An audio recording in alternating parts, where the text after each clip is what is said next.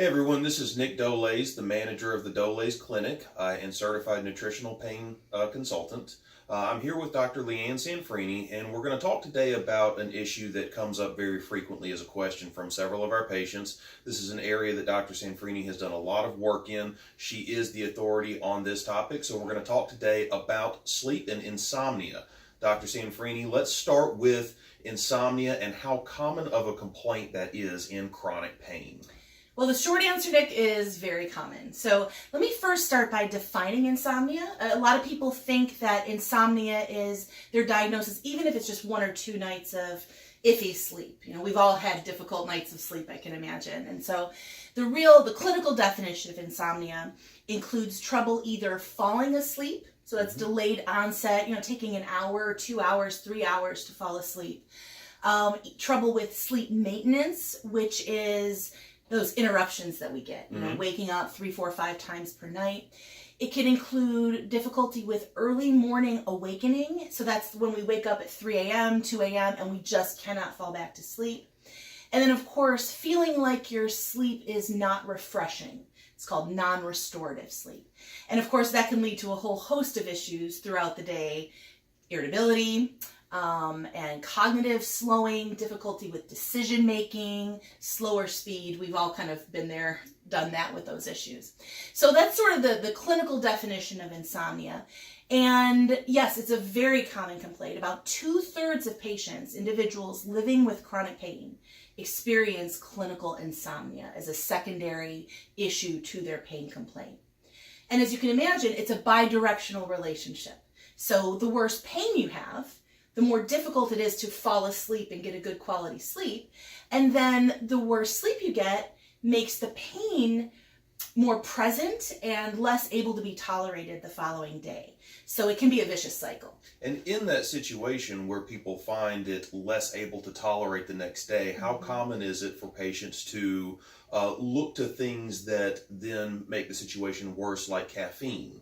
Right, and we'll talk about that in a little bit, definitely. Finding that need to stimulate and get through the next day or catch up on sleep with naps. And we'll talk about that in terms of kind of what not to do in response to insomnia for sure. But the good news is with this is that there are many ways to help with insomnia, even without making the leap to adding medication burden onto your regimen. So there are so many great sleep tips we can talk about for sure. We've defined what insomnia is, and we've given kind of a general idea of the number of people that are affected by this. What are some of the more specific medical conditions that might cause insomnia? Well, there are many.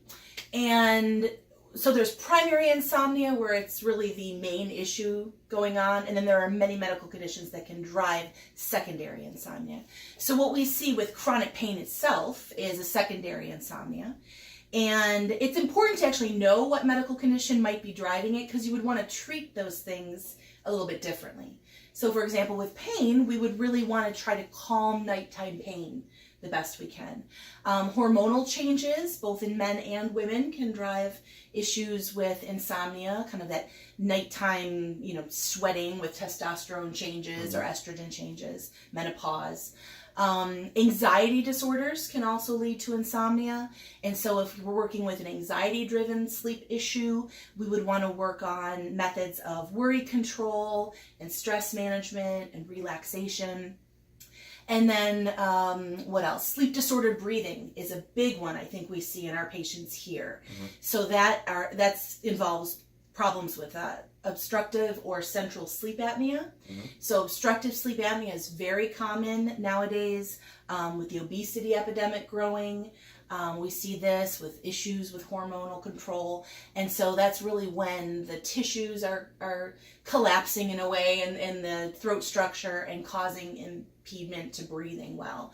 And so we would want to definitely treat the sleep disorder breathing with devices like a CPAP or BiPAP, or surgeries that involve that, or devices like splints. So it is important to know what the different medical conditions are so we can choose the right treatment to ease the insomnia. Dr. Cianfrini, if you had to give one top take-home point for improving sleep, whether it be onset, whether it be quality, whether it be restorative, what's the one takeaway point? That's pretty simple. And I think we all sort of have gotten into this rhythm or this drive to get a good quantity of sleep, right? We're told 8 hours. 8 hours. Everybody needs 7 to 8 hours, and it's not really true. Mm-hmm. There are some people who feel better on 4 to 5, some people who need 9 to 10. So we all are different, as individuals. But I think when it comes, especially within our clinic with chronic pain and medical conditions, the issue becomes less of quantity and more of the quality that we get.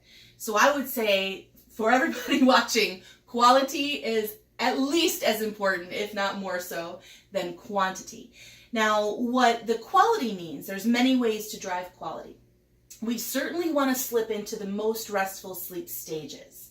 So we want to be able to do things that preserve stage 3 and 4 sleep, that's our deep sleep, and to preserve REM sleep, rapid eye movement sleep. That's this wonderful paradoxical stage where our brain activity is really going and we're dreaming and we're synthesizing new memory, but our muscles are almost paralyzed, and so we really get a very restful state to our muscles. So we want to do things to preserve those stages and avoid things that can block those stages. And we'll talk about that in a moment. So dreams are good. Dreams are good. Yes, dreams are wonderful. And of course, some people do have scary or vivid dreams that they would characterize as nightmares. But if you're dreaming, you're probably getting some REM sleep, and that's probably a good sign. So definitely getting the right stages and in the right order. Really not kind of blipping awake every 5 minutes or something, but really getting a good sleep architecture is what it's called. Also, we want to be able to increase our sleep efficiency. And what that is the amount of time or the percentage of time you're laying in bed and you're asleep, right? We don't want to be laying in bed awake. And so the goal is to be asleep for 85% of the time or greater while you're in bed. Okay. Right? So we don't want to be tossing and turning, and we'll talk about some techniques like that. So good quality sleep also involves a good sleep efficiency. We want our sleep onset to be quick, within about 30 minutes. A 30-minute onset delay is pretty normal, and that would meet a good sleep quality. And then really minimizing interruptions, whether it's to use the bathroom or to toss and turn, to get in a new position because of pain, because of noises or environmental stimulus. We really want to minimize the interruptions. So really we have to work, any tips we give, any therapy we do is really to maximize the quality of our sleep. Great. For anyone who's watching this video that is not a patient of our clinic, what we do is with new patients, once or twice a month, we will run a Pain Cornerstone class where we will talk about different things. We'll give different tips. Dr. Cianfrini and I headline that class. Dr. Cianfrini, in class, I've heard you talk about the importance of using bed just for sleep. Yes. Can you please elaborate on that for us? Sure. So that tip comes from a concept that was from good old psychological classical conditioning, the old Pavlov's dog kind of stimulus control theory. And what that is we really want to make a strong association between bed and sleep. We don't want our brain to be confused. What am I supposed to do in bed? Am I supposed to be eating and watching soap operas and playing with my dog and crocheting? Am I supposed to do that, or am I supposed to sleep? We want to just really strengthen that association so when our head hits the pillow, it knows what it's supposed to be doing. So it's called stimulus control. And so that's why we ask people to just use the bed for nighttime sleep. What that entails is get out of bed anytime you're not sleeping. So that ties in with not laying in bed for more than 30 minutes awake. Yes, right. So if you're having that delayed onset and you're struggling and you're tossing and turning or your mind is racing, don't force it. Don't stay there. Don't lay there and just hope that within the next 5 minutes as the clock is ticking down that you'll be able to sleep. Get out of bed. Go into a dark, quiet room in the other room. Meditate, do some breathing, do something quiet, do something calm, maybe read. You can even take a shower in dim light, something that's going to calm you. And then you try again. When you feel sleepy and you start to nod off, try to get back to that bed. And so we're really associating the bed with sleep.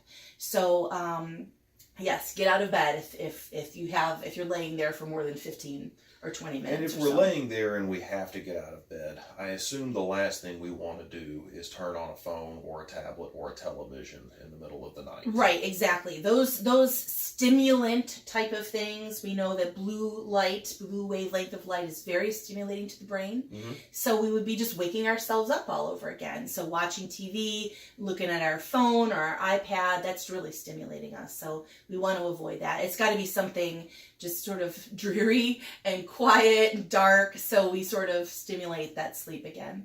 With stimulus control, it also involves establishing a routine. Okay. So getting up, as difficult as this is, getting up at the same time every morning, even on weekends. So really kind of getting the body used to awake time, whether you got 1 hour or 8 hours of sleep. You wake at the same time.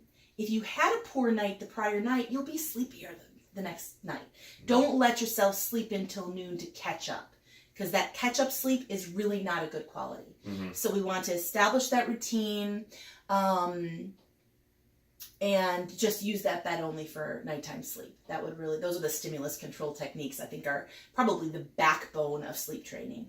So in this discussion, we've talked about some of the important things to do before and after sleep, even on the weekends, maybe bookending our day the same way. We go to bed at the same time, we get up at the same time. Mm-hmm. You've talked a little bit about not using caffeine the next day to keep us awake because we missed out on sleep. You touched a little bit on blue light. Right.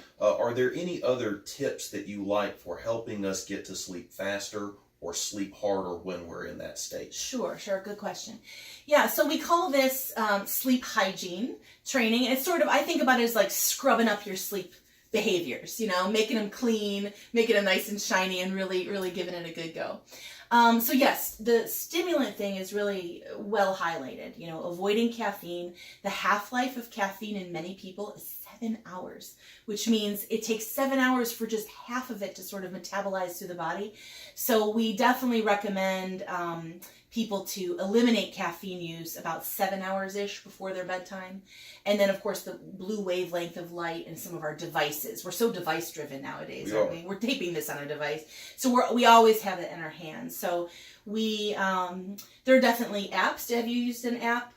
I have, actually. On my phone itself. On an iPhone, there is a blue light setting that you can turn a time on. So at a certain time of day at 7 o'clock, my screen automatically turns a shade of red. Right, yeah, it sort of pinks it out a little bit. Yes. There's like twilight settings on most phones, That's Android as well. Yes. And so that can help.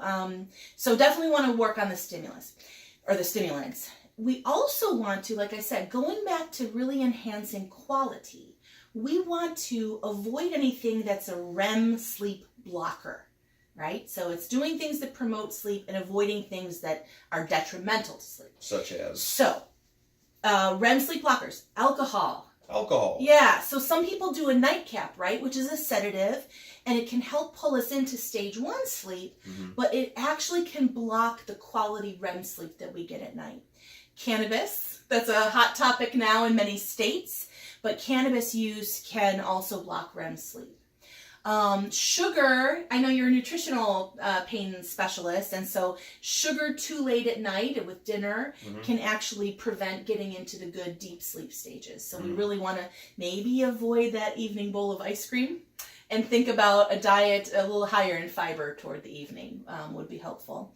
And then we really encourage our patients to avoid over-the-counter sleep aids, like any product that contains diphenhydramine.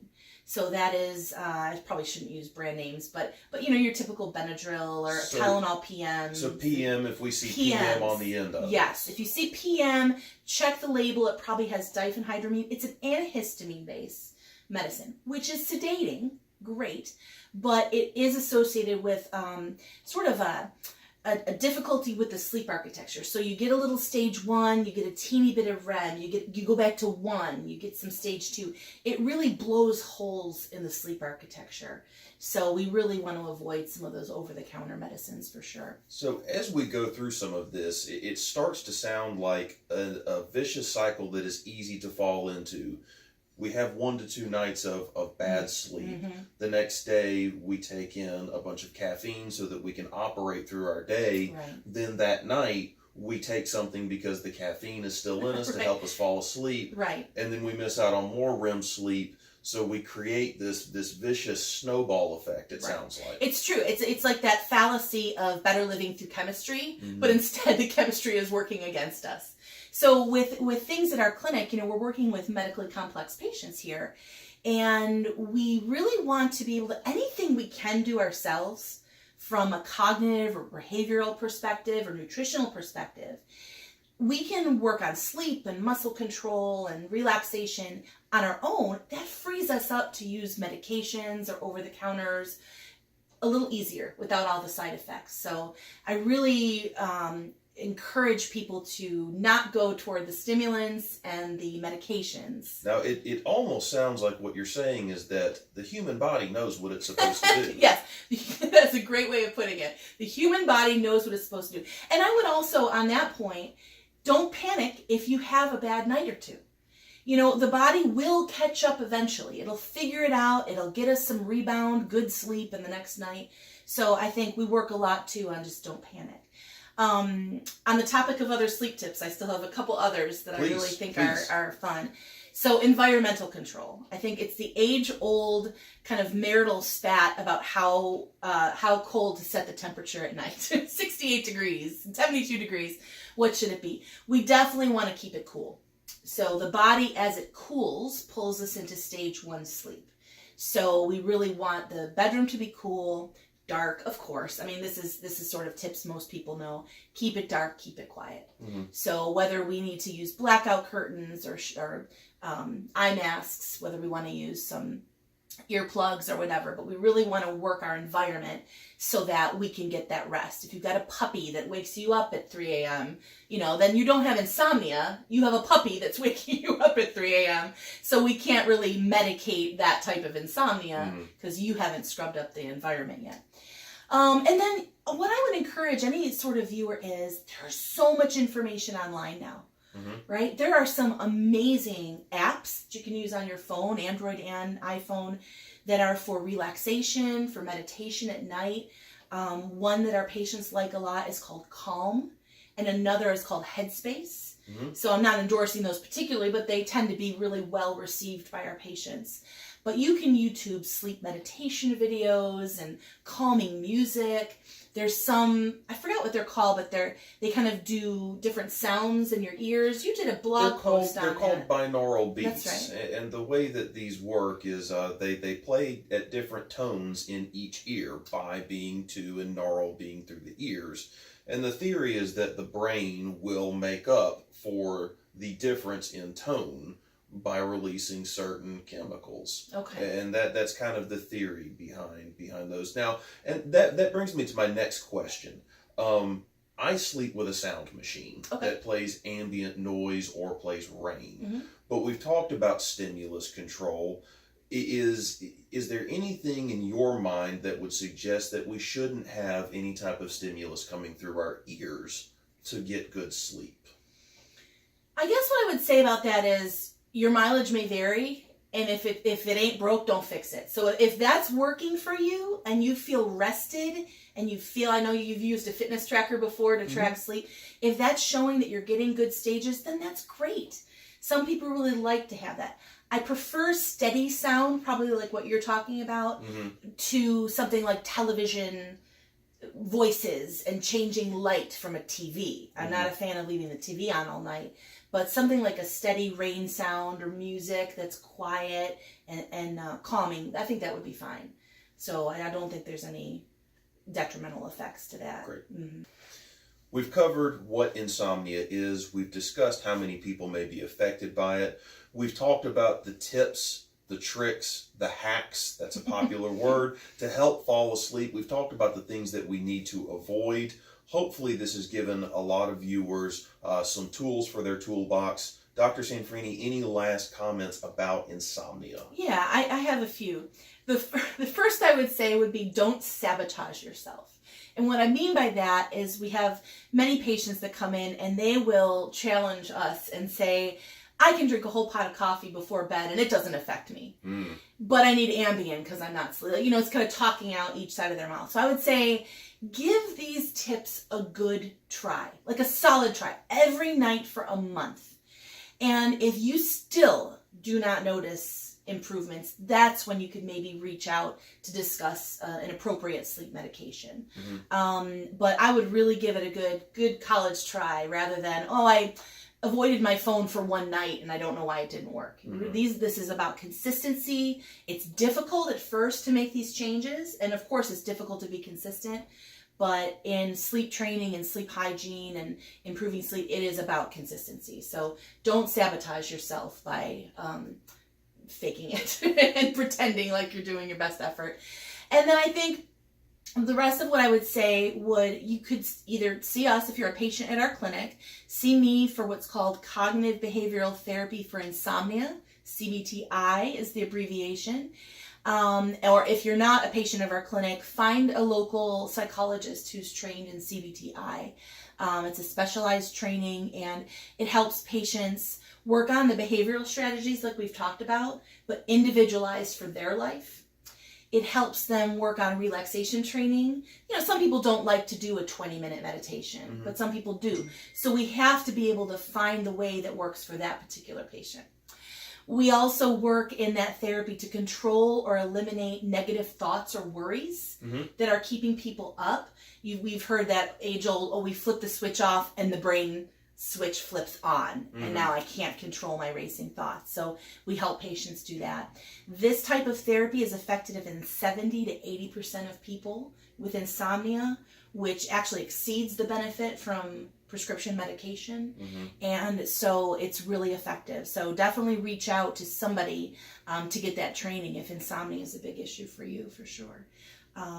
But I enjoy talking about it, and I think it's just such an important topic to commingle with chronic pain, for sure. Absolutely, and it's an important point to note that what you do to and for yourself will always matter more than what someone else does to and for you. Sure. The techniques and the tips that Dr. Cianfrini has shared with us today are things that we take and we do to and for ourselves.